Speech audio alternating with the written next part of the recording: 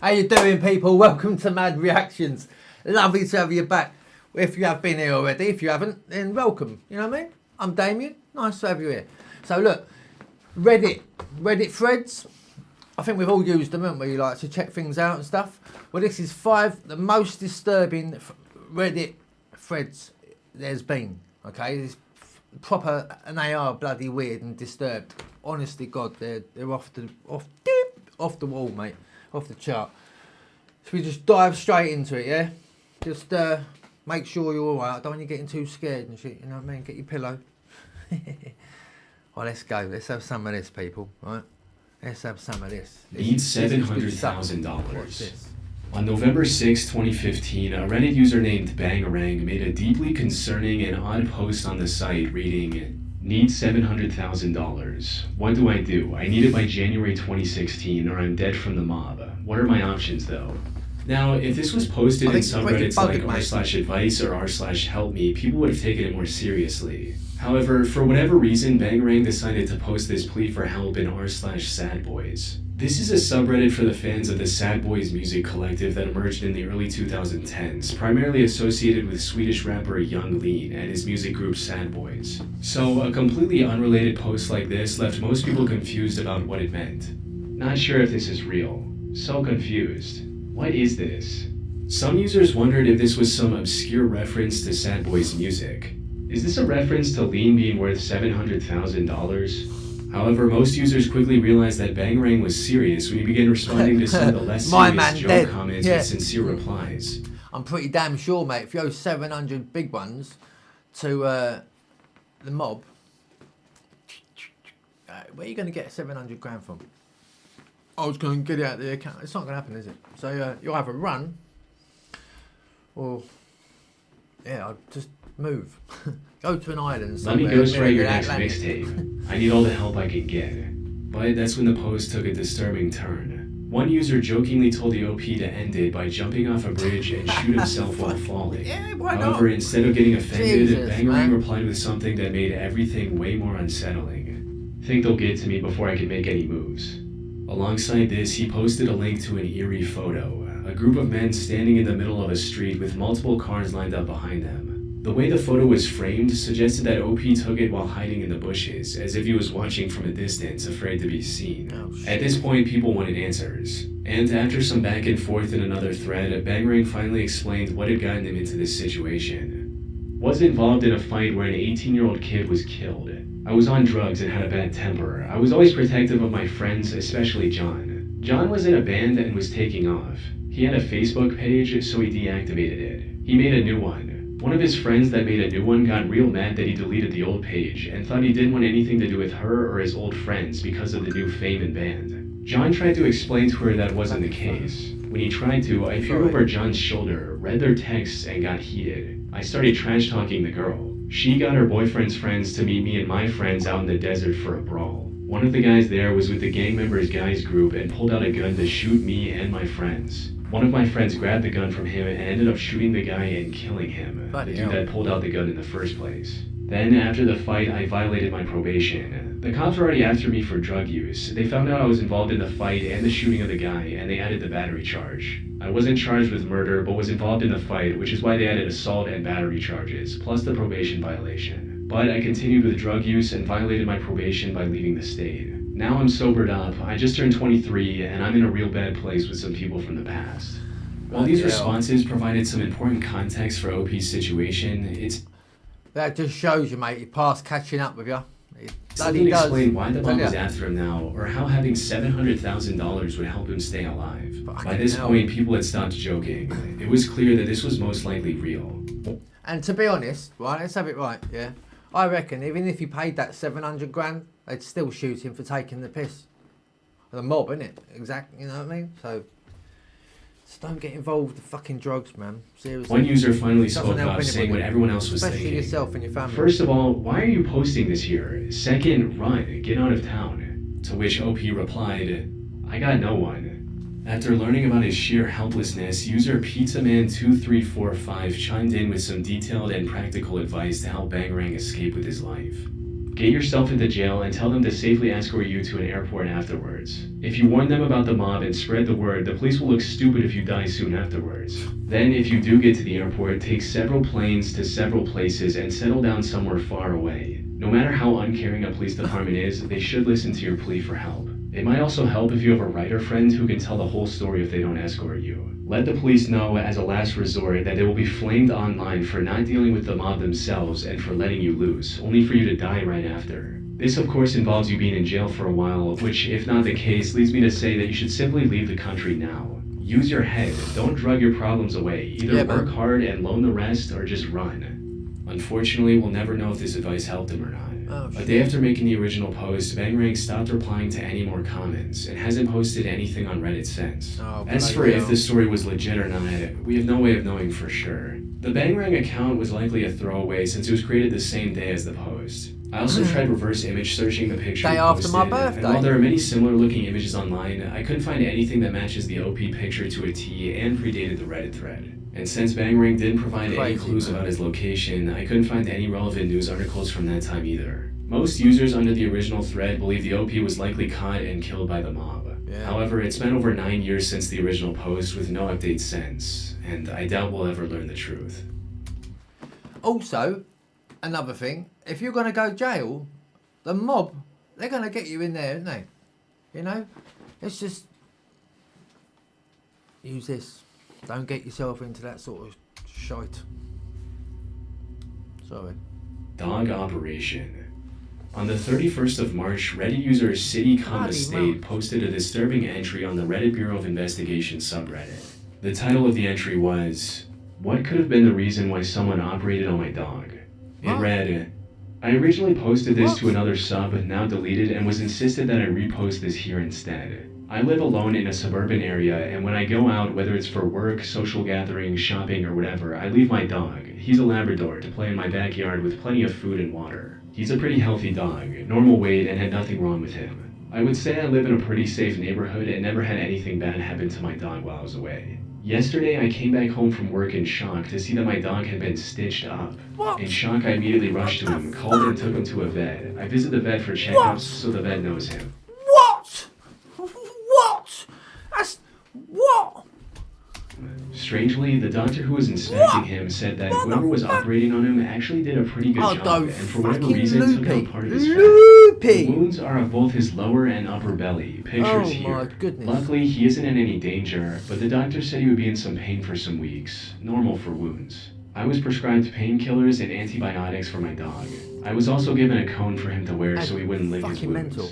Naturally, I asked him if a Labrador came into the vet today, as in yesterday, and he and the receptionist said no, and they said to their memory it's the first time they saw my dog that day. So this got me and my doctor thinking, either someone operated on him or someone took him to another vet and got him operated for whatever reason. In the meantime, I have reported this to the police and have called other vets around my town and no Sorry about luck my as of language, yet. terrible. Due to this, Sorry. I am still unsure what could have caused this. Who and why would someone take parts of fat out of my dog?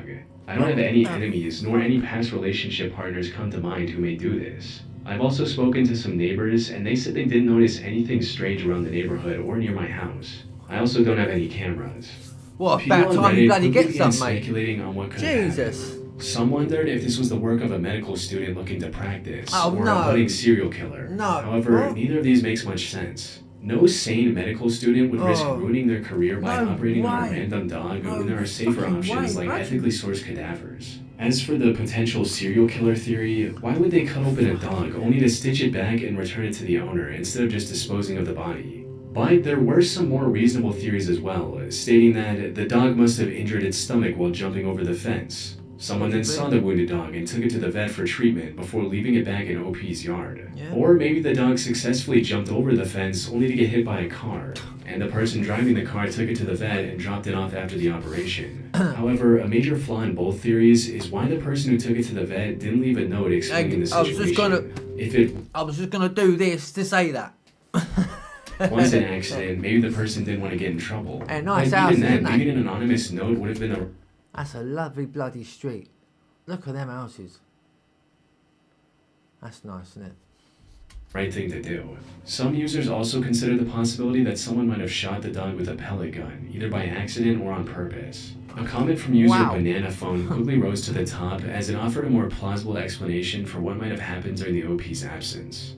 That rubber thing sticking out appears to be a Penrose drain, which is most commonly used to allow a wound to weep and drain through the hole where it comes out of the skin, which prevents the skin from closing into a pocket and turning into a huge infected abscess, which requires secondary treatment and antibiotics. This is most commonly seen in my personal professional experience after bites from another animal, as the bacteria in dog/cat mouths can be difficult to totally disinfect after the fact and often leads to abscesses. While the general consensus is that dog mouths are cleaner than cats, there's still plenty of bacteria in your average dog's mouth that could lead to infection. That drain will need to be removed in a few days to a week. Who lets, right, you just saw that. Hang on, I'm going to do it again, right? Watch it move. Average dog's mouth that could lead to infection. Hear that? There's still plenty of bacteria in your average dog's mouth that could lead to infection. That drain will need... Okay, right. So who's got a dog? Yeah? You let him lick your face? I bet you do, didn't you? Yeah. I know. I know. I fucking know. I know, but shit. It's fucking horrible, man.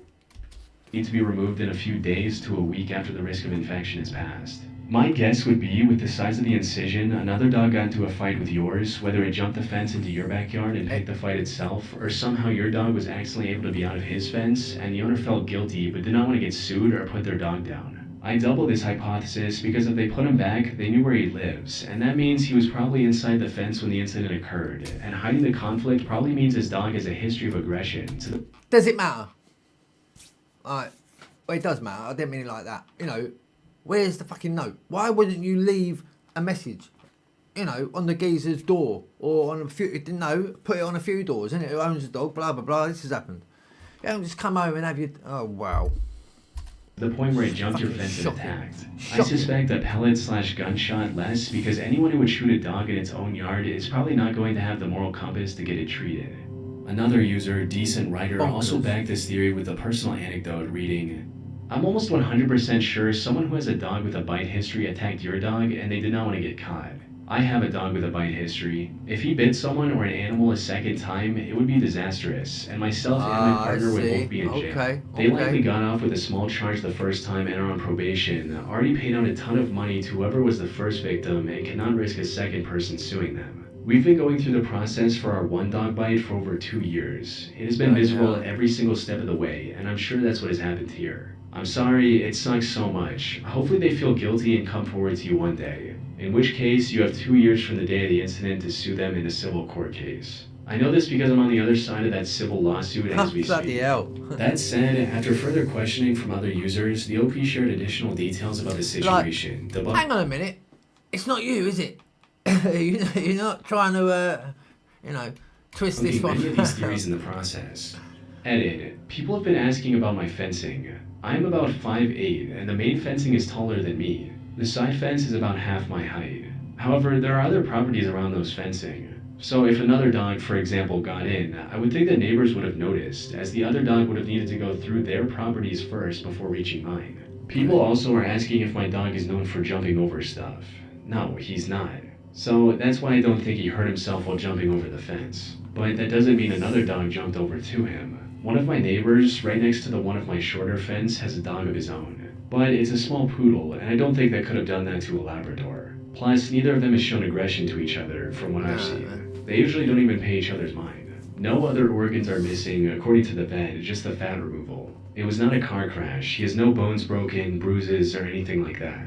There was blood, but only around him, normal amount, not anything crazy. So either someone did it and cleaned it, or it was done elsewhere. The picture was taken the day after the vet, the day I made this post, after they examined and gave him a proper clean around the wounds. At least one of my neighbors in the surrounding fencing has a camera, to my knowledge. The footage has been examined by the police and myself, and we couldn't see anything out of the ordinary. The police said they will be going around to see for any other footage. However, with this additional information, the OP mentioned something that made many people question whether any of this was real to begin with. They mentioned that they were gone out for work from 10 a.m. to 3 p.m. for 5 hours. which is not typically enough time for someone to take their dog to a Yeah, vet, get a yeah. complete surgery, and drop it back without getting No. caught. As one user pointed out, this whole thing strikes me as Yeah, suspicious. definitely. I've worked in both private practice and ER. OP says they were gone for 5 hours. Even if it happened right when they left, 5 hours is a really short amount of time for this size of wound repair when you factor in anesthesia, sedation, yeah. clipping, cleaning. It sometimes takes longer than the actual suturing to remove hair, debris, dirt, etc. Yeah, Then man. flushing and cleaning the wounds, cutting the skin to remove sections that wouldn't heal well, then actually suturing it, including drains, post-anesthesia/sedation recovery. Basically, you get your dog back tomorrow. Come back and pick your dog up tomorrow, you know? Say good night to it and come and get it tomorrow. It's not White like dogs within plus a 2 or bunch 3 of hours. blood Ain't requires happening. a bath to remove all the blood. Not to mention the time it takes to get the dog there, check the dog in, get consent for treatment, discharging and explaining meds, paying for it, getting the dog back to OP's yard. But this makes me wonder if it could have been done in this time frame if the surgery wasn't done in a professional veterinary hospital. But it doesn't look very professional, does it, that, to be fair? I mean, I'm not a vet, you know, so I wouldn't know. But personally, it looks like, I don't know. I don't know what it is. It looks fucking awful, I know that. I'd be devastated to come and see my dog like that. I'd be fucking devastated. I ain't got a dog. I'd love a dog. I've wanted a dog. I'd love a dog. Maybe the person involved in the incident had a surgical background and did everything themselves off the books. However, this is all speculation, and unfortunately, not long after this update, the OP deleted their account and didn't post any new updates on what happened. Nah, that's a bit before weird, that, the isn't OP did make a post stating that the police were investigating this as a criminal case. However, given their complete silence over the past 4 years, it's unlikely we'll learn if anything ever came of that. Bloody hell. Poor dog. Fraudulent nurse. On January 16th, 2021, user Pagan Princess 22 made a Reddit post recounting her strangely terrifying experience at a hospital. The post read, "A woman posing as a nurse stole my blood from an Indiana, USA emergency room in 1996 or 1997 when I was 5 or 6 years old.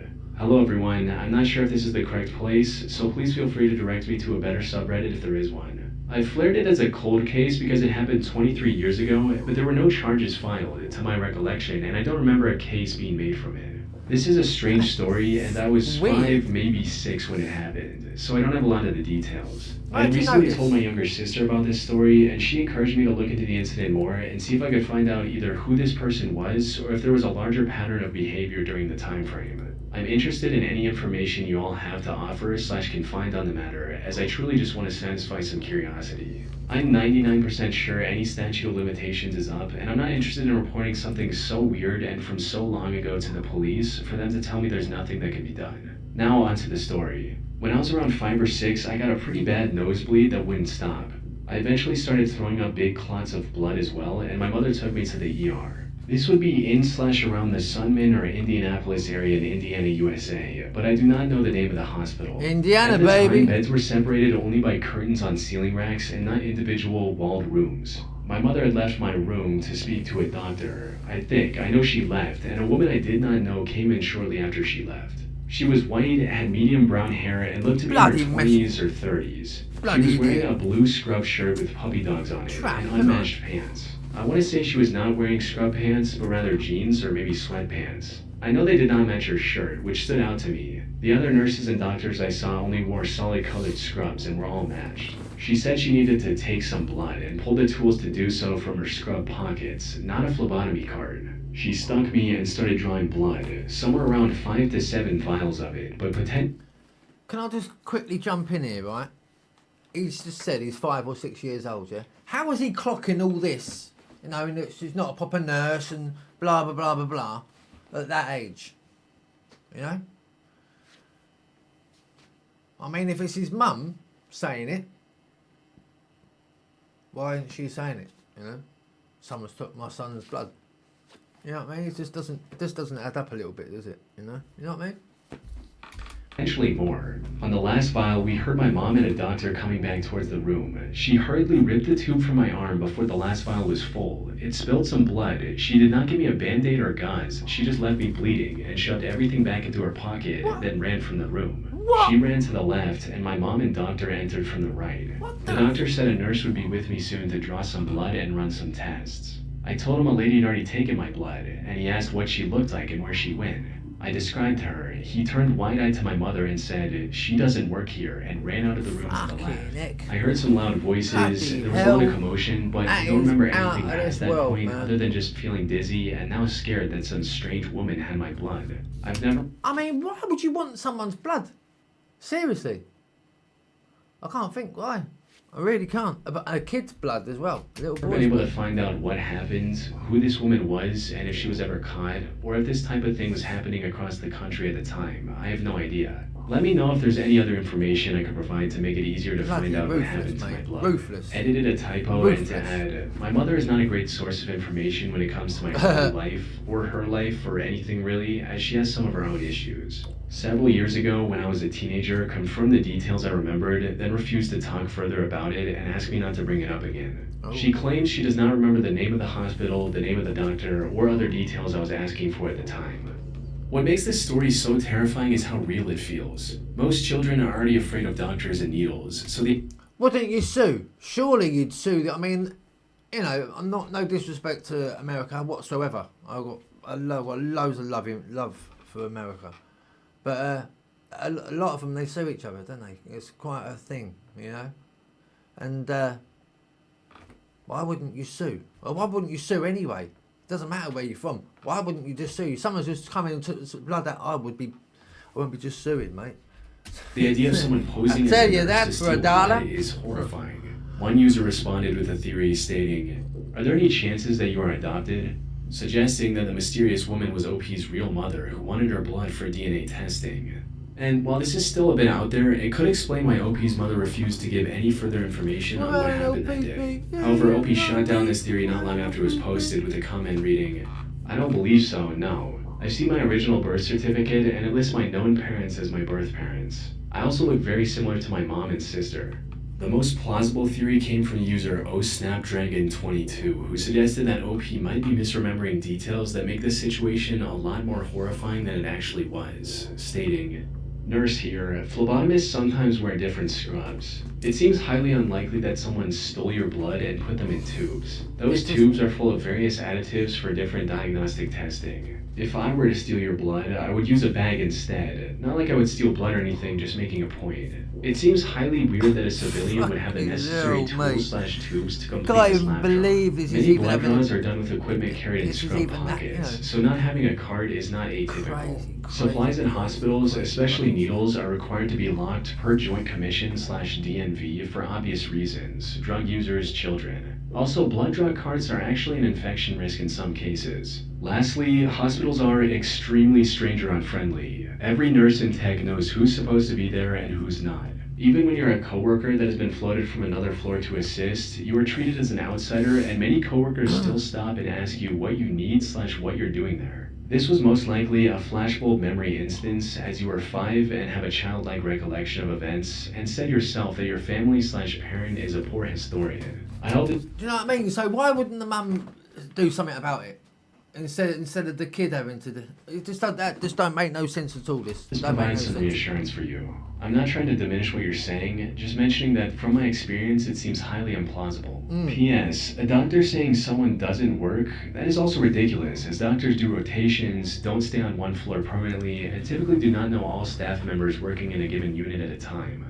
Pagan Princess 22 is still fairly active on Reddit, but she hasn't posted any new information about her story. Who knows, maybe one day her mother will come clean about what she knows and we'll finally learn what happened to OP on that day. It's just crazy, man. Absolutely crazy. Your own kid, 5-year-old little boy, has some, you know. To be fair, you wouldn't have left the kid alone. He said that his mum was come back with the doctor and pulled the thing out of his arm and that. Why wasn't his mum by his side? There you go. Naughty mum. Poisoned. On May of 2013, a user made a chilling confession on the Off My Chest subreddit with a disturbing title that read, "My mother has poisoned me. Ever since I became an adult about a decade ago, my mother has been against me moving out of the house. I finally got a job as a line cook 3 years ago.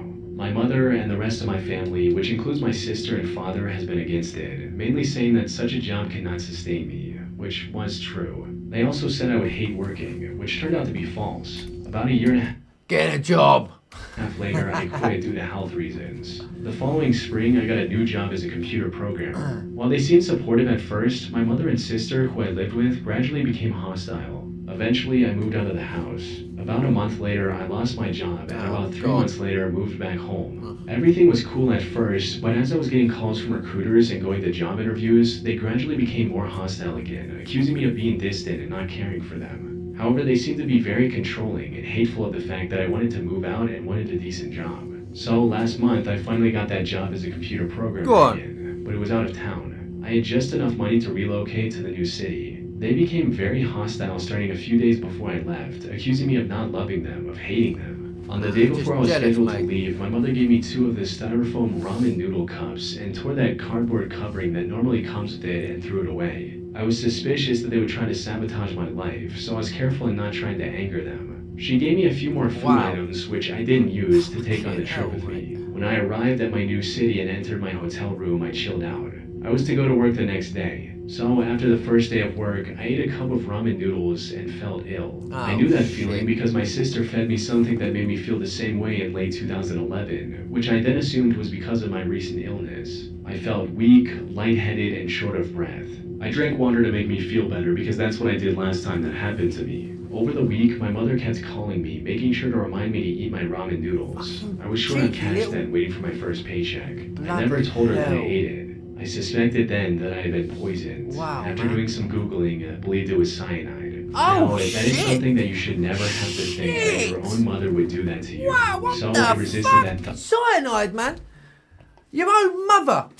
Your own cheese. Fucking hell, Mum. What are you doing? Eat your fucking breakfast. Bloody hell. Fuck me, John. That's shocking. Died because I simply could not bear to think that. So I went to cyanidetest.com and ordered a kit, and I tried. Sit down and eat your dinner. Look at the graphics and the Mum, video it on tastes this funny. page. Shut up. Now, here are the results of my test.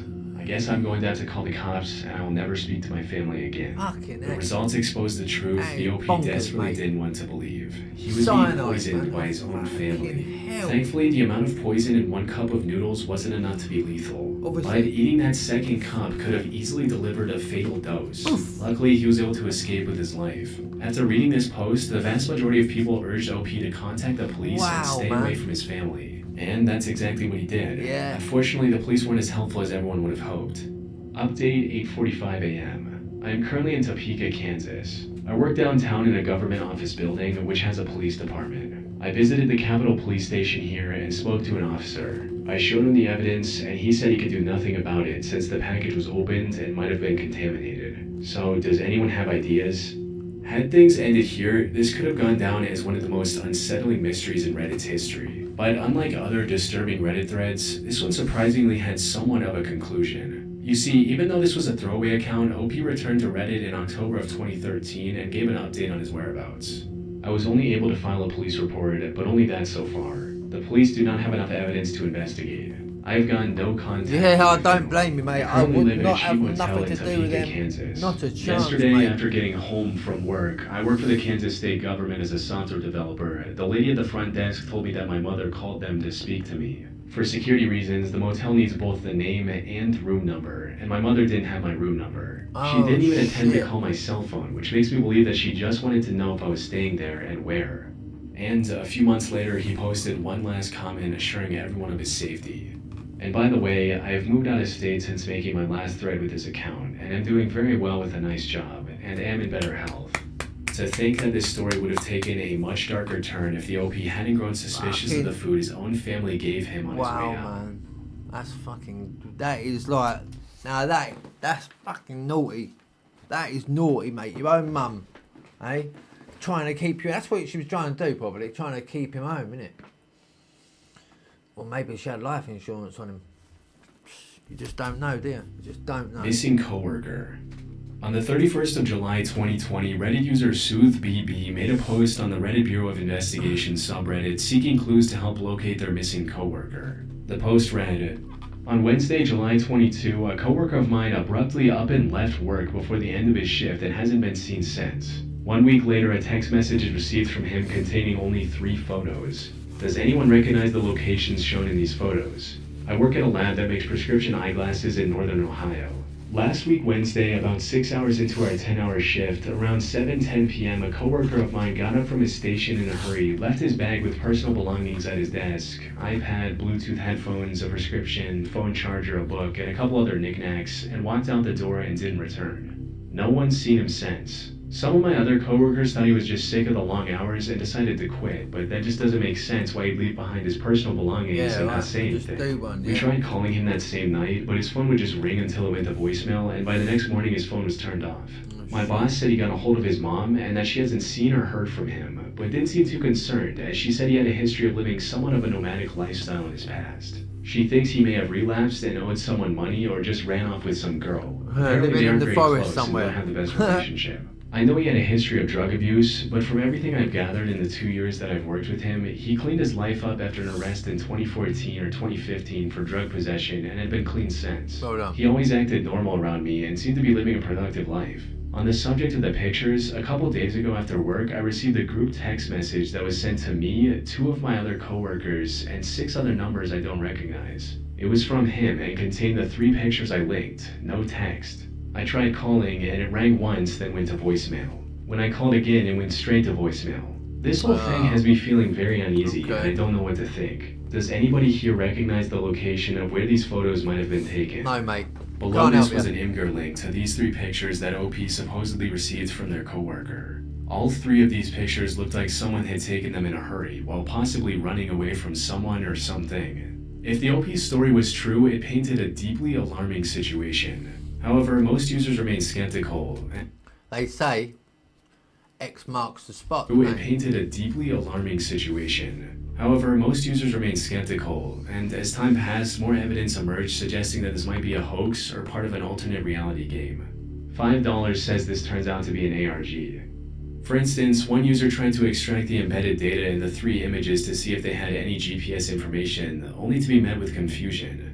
I tried extracting the first picture's EXIF data. It says it was shot on iPhone on 7/7/2017, 1322. It looks like the photos are in the early morning or night. Do you think the 1322 time is right? 3 years ago also. Interesting.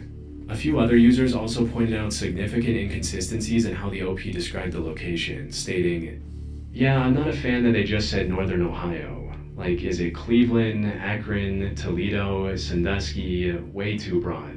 Same, I'm from Toledo and no one ever refers to Northern Ohio. Northwest Ohio, yes. Northern Ohio raised a flag for me too. I'm from Akron and no one says that. For us it's Northeast Ohio." A few months later in November, SoothBB returned to Reddit with a new update and somehow things had grown even more mysterious than they were the last time. I wish I could say we found him or at least closed up any loose ends, but I can't. Shortly after the thread was closed by the mods, a police report was indeed filed. However, in mid-September, I was one of several people that were laid off from the lab we were working at, so if there were any updates on his case after that time, I'm not aware of them. I've done several searches of his name since I left the company to see if any media outlets reported on him, but I personally haven't been able to find anything. The OP also attempted to deny the allegations that the whole thing was made up. Understandably, many people were suspect of my story, and I get that, but I assure you I've not made anything up, nor have I exaggerated details. I got some slack in the original post for not filing a police report. I realize now that even though nobody else was willing to, I should have stepped up and done it myself. At the time, my perspective was that because I don't know this guy on a personal level outside of work, it really should be up to someone closer to him to do that. But rest assured, a report was filed. Some people did try to take things seriously and even pointed out the strangely timed layoff. I know this might be far-fetched, but could your former company and boss somehow be involved? The guy disappears from work, your boss tells you shouldn't worry about it, take his belongings and refuses to access them to help find the guy. Then your boss says he filed a report, but apparently he never did, if the name doesn't come up in the databases. And finally, knowing you are investigating and possibly asking too many questions or drawing too much attention on the case, he fires you and never contacts you again about his case. Definitely. However, due to the inconsistencies in SoothBB's story, the overwhelming majority of users were convinced this was just an attempt at an ARG. I still think it's an ARG. I hope it's an ARG. No offense, OP. Well, I'll tell you what. it doesn't matter if you know him or not on a personal level. If you don't know someone, but you know something's happened, or you think something's happened, and you're concerned, or you just got concerned because you're a decent human being, just go with your gut. Go with your gut, because it's usually right, isn't it? You know, isn't it really? But yeah, you don't need to not know someone on a personal level to, help out. You don't need that. We will likely never know for sure. Unfortunately, shortly after posting this update, SoothBB deleted the Reddit account, leaving us with no way to uncover the truth. There you go. Well, my ladies and gentlemen, that was Chilling Scares. Not bad, eh? What do you reckon? All good. Yeah, go and check them out. They've got loads of material, and yeah, really good, really good. And please go and subscribe to their channel if you do watch them, obviously. And again, if you haven't already, please subscribe to us. Just it's all free. Just give it a little tick, all right? Thanks for joining me again, peeps. I love it, I love it when I can make you happy. And I've seen all the comments that you lot give me, and honest to God, reading them comments keeps me doing this. I promise you, because yeah, I feel like good at something. You know what I mean? So. Thanks ever so much. I really, really appreciate every single one of you. Karen, this one's for you, girl. Yeah? So, I hope you enjoyed it. Alright? Join me again as soon as, though, yeah? I'll have another video out ASAP. Alright? Take care of each other. Take care of yourselves. Love you loads, alright? God bless.